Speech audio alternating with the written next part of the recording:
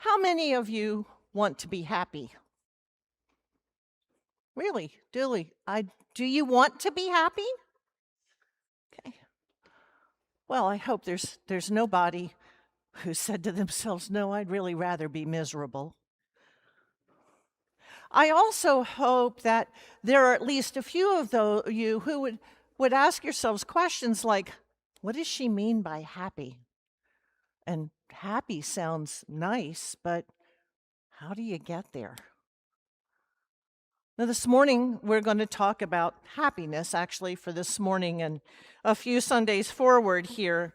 For the last 3 weeks, we've been reading some readings from Romans 7 and 8, where St. Paul spends a lot of time talking about, in some kind of confusing ways, the battle that we all fight between our worldly selves, what he calls the flesh, and our spiritual selves, by which he means that part of ourselves that knows who we've become by virtue of our baptisms and what we are meant to be. There is no separation. There is no spiritual self up here and some fleshly self down here. The two are always united in St. Paul's thought. They are always united in Scripture and in the biblical thought. What he is trying to explain to us is that we have an attitude towards life that is either focused on the pleasures of this life and this world, or we have an attitude toward life that draws us to something larger and bigger and better than we are right now. Now, in St. Paul's writing, there's an awful lot of Jewish understanding of what it means to be human. Remember, I've said this over and over. To be human is to be body and soul. The two don't get to be separated and be fully human. Everything you are is those two things together.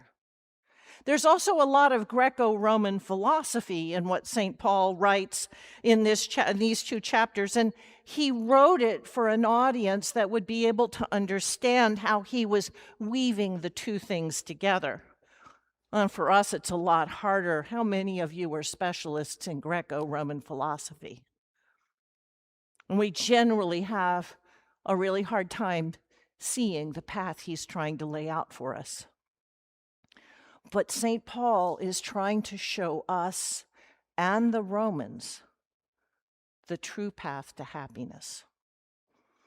Now, Father Fred and I have been talking a lot for the last month about how we might try and make St. Paul's sayings on this, his teaching on this, real in a series of sermons. And so we're coming to it rather late because we've been talking about how to do it. But then we listened to an interview with someone named Arthur Brooks. And Brooks writes on the meaning of happiness and the meaning of life. And believe it or not, he has a full classroom trying to teach Harvard students how to be happy because most of them don't have a clue. Brooks is Catholic, and he helped us to crystallize what we wanted to say. And so with thanks to Arthur Brooks and St. Paul, and above all, the grace of God, here we go. Now, we're not going to spend our time talking metaphysics and philosophy because as interesting as that is, I think that this is such an important issue that we're going to talk simply about what it means to be happy and how Christians go about being happy. What does it mean to turn from the flesh, as St. Paul says, to the Spirit? And what must we do to do that? Now, I think the first problem we have is that happy is such a malleable and kind of wimpy term in modern English. You can make happy mean almost anything. But here's what we do not think happy means. Happiness is not pleasure. It is not comfort. It is not freedom from effort or struggle or suffering. It is not everyone knowing your name. It is not having tens of thousands of followers on Instagram.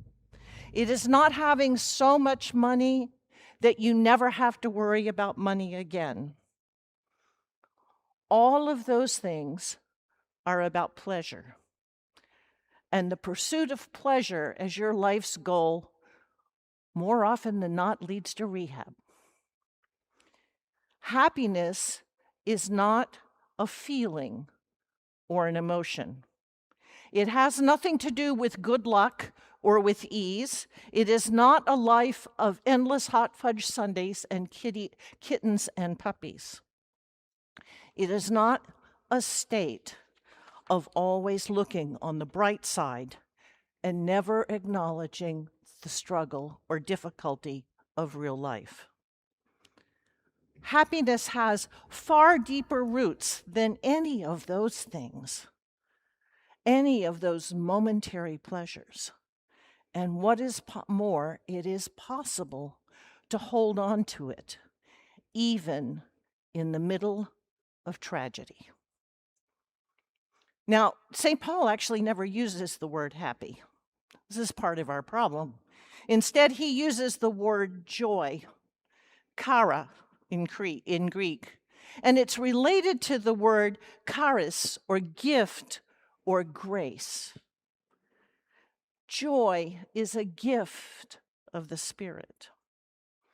It comes from God's grace, from God's overwhelming love for us.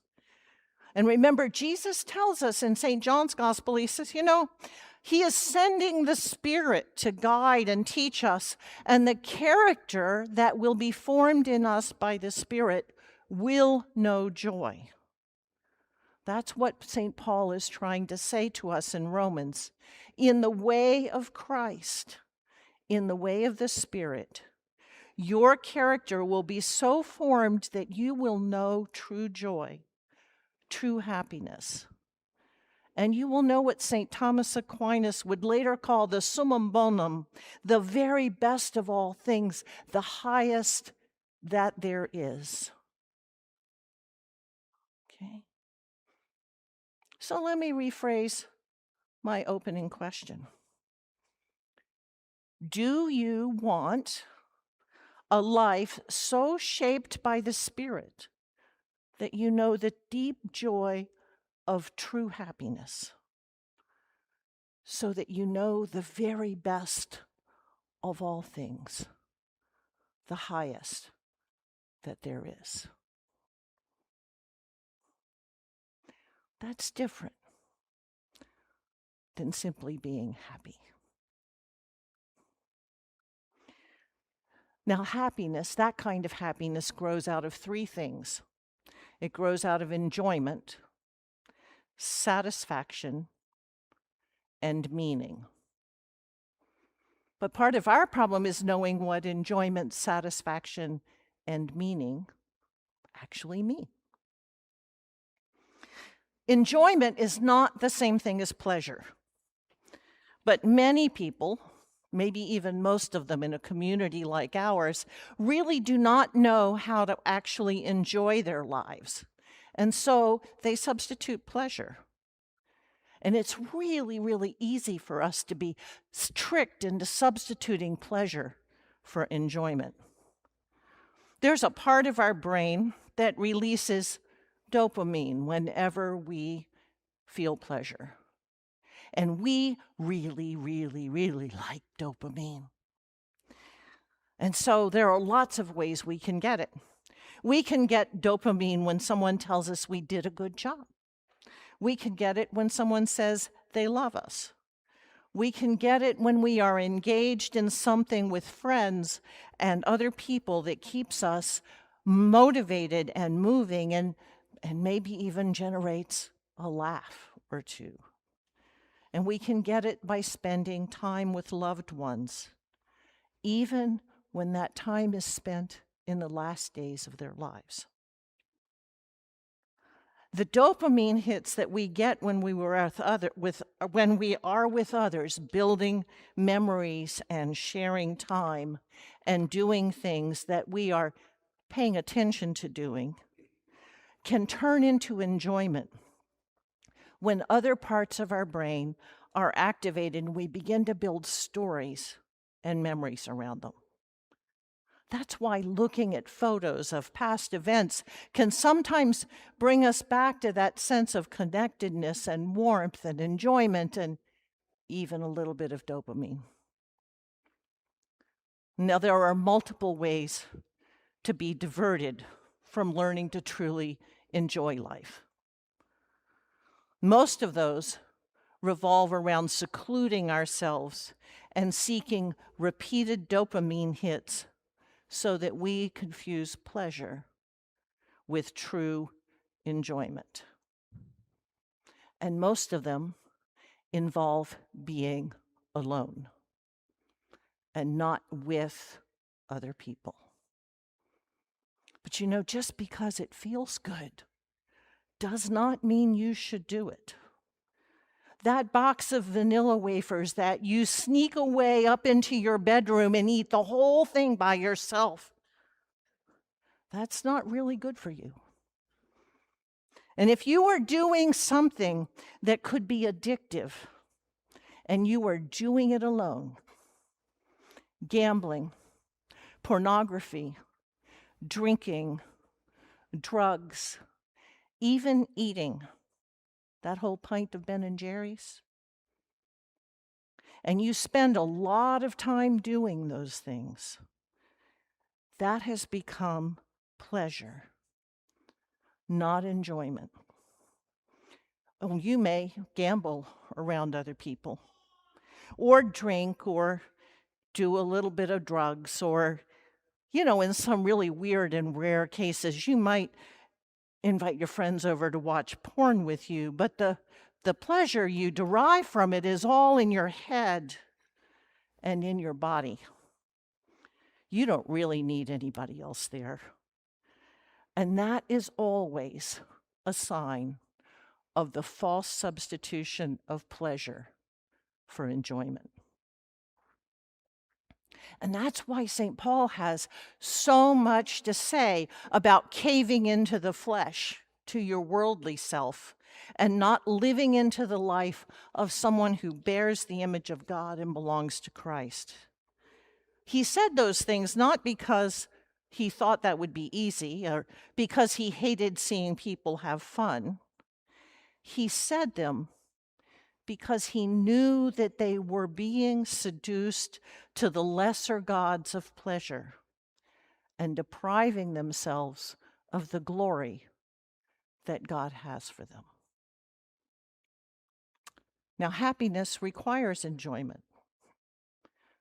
And enjoyment is this: the ability to live in the present, to share the present with others and its activities with others, and to find delight in it. Now, what about satisfaction? Satisfaction is the joy of an accomplishment with struggle. So far as we know, only human beings out of all the creatures God created will seek out things to do where they have to struggle to achieve their goal. Golfers came almost instantly to mind. Satisfaction comes from doing something hard, from stretching our minds and our bodies to achieve a goal.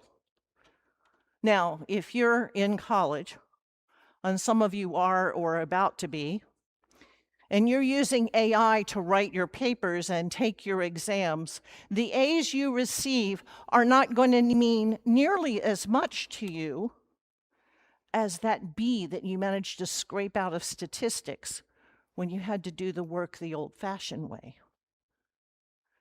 The only one of those, the one where you have to struggle, will bring you satisfaction. Or suppose you're the person who starts with an idea and you work nights and weekends, and you forego your vacations for years, and you build a company that employs people, that gives them meaningful work, and provides a product that other people need and want. At the end of your life, you will know satisfaction, but it won't mean that there wasn't a struggle. To have satisfaction, we have to put something into it. Only then will we feel like we've accomplished something. But sadly, we all know this, satisfaction doesn't last forever. Suppose you have a goal out in front of you. When you have X amount of money in your retirement account, or your house looks like a certain, image you've seen, or you have so many followers, or when you get your degree, we all do it. We have that goal way out there. If only I achieve this goal, then I'll be happy. And we do. We achieve it. There's some satisfaction in it, but the satisfaction doesn't last. We are always then on the hunt for the new thing to look for the new thing to do. In Genesis 4, when Cain is sulking because God likes Abel's offering better, God says to him, beware, sin lies in wait at your door, and its urge is for you, but you can rule over it.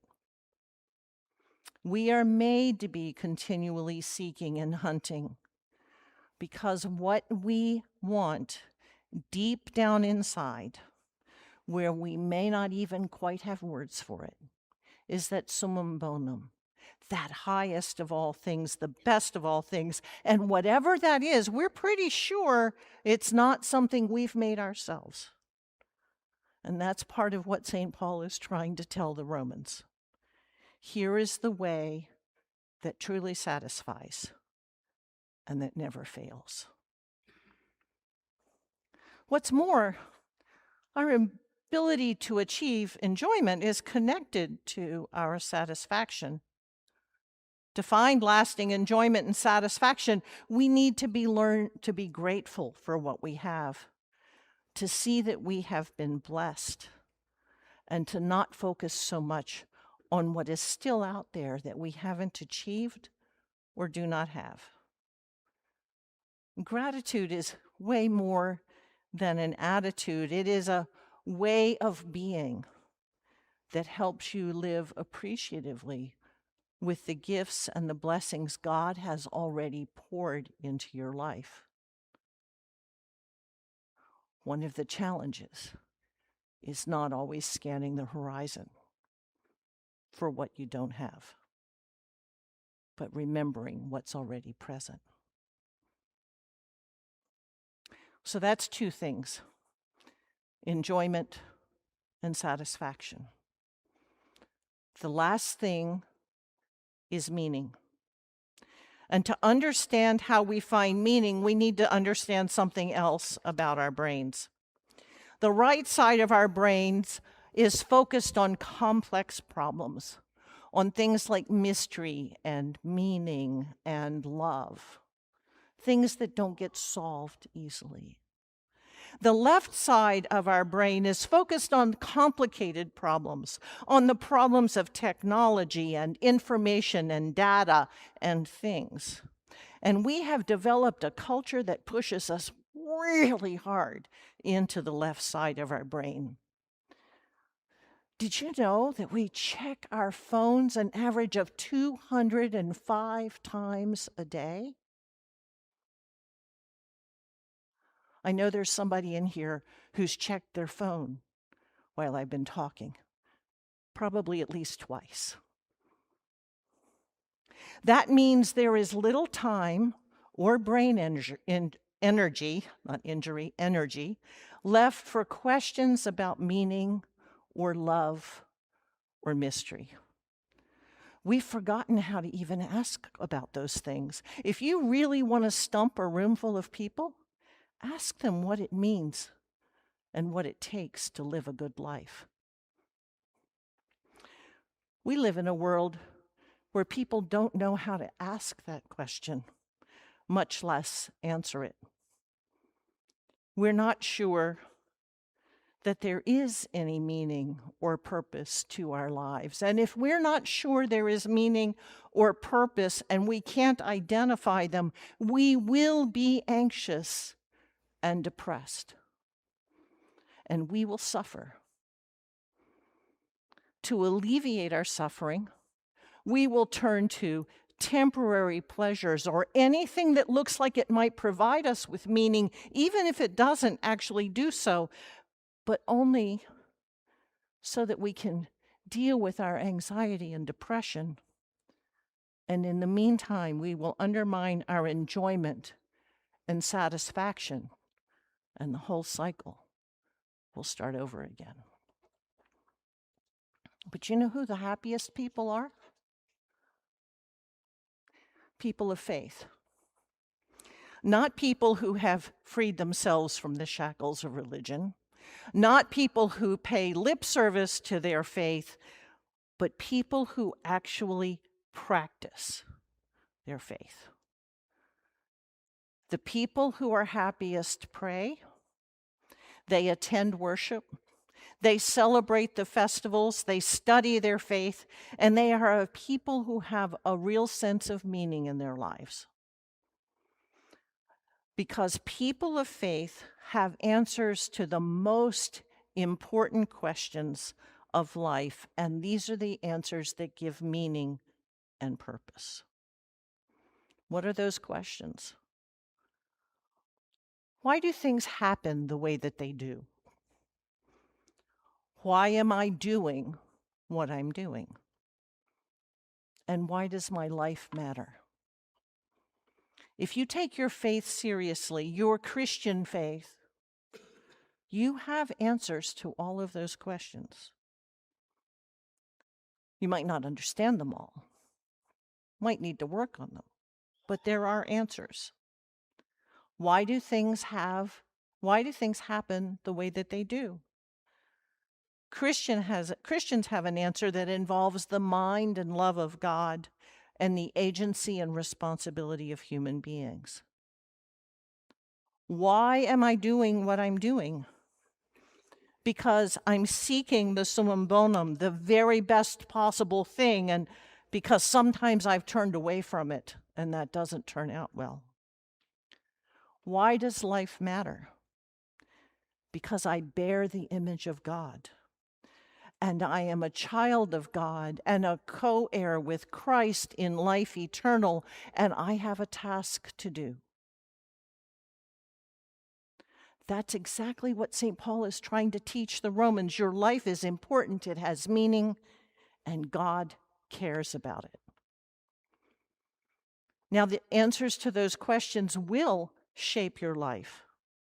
They can put all your other loves and needs into order, and they can free you for true enjoyment and satisfaction.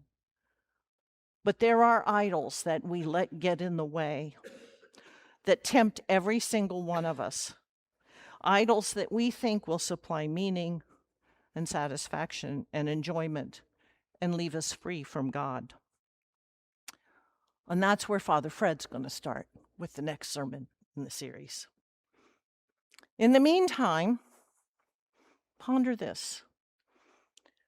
Where in your life do you substitute pleasure for true enjoyment?